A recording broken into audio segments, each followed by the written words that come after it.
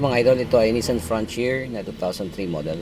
So ang ituturo ko sa inyo ay kung nasa ng fuse ng power window nito. So in case na hindi gumana yung mga power windows, so una talagang titingnan dyan ay yung fuse.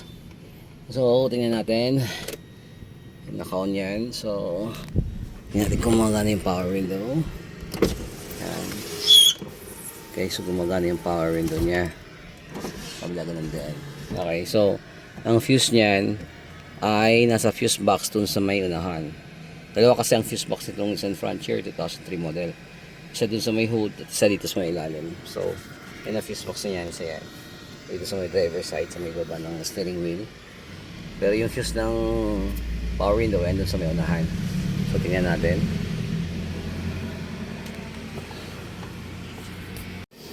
Okay, so dito sa katabi ng battery, dito yung fuse box niya.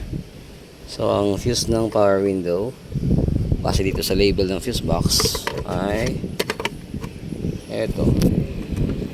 Ayan ang power window fuse niya.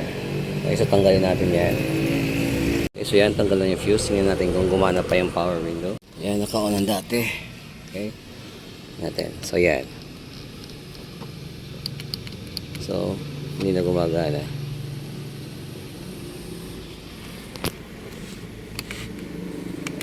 Wala na. Hindi na gumagana yung bintana. Okay, so ilagay ulit natin yung fuse. Okay, ilagay ulit natin to. Okay. Okay, so naka-on pa rin yan. So tingnan natin. Yan, gumagana. Gumagana.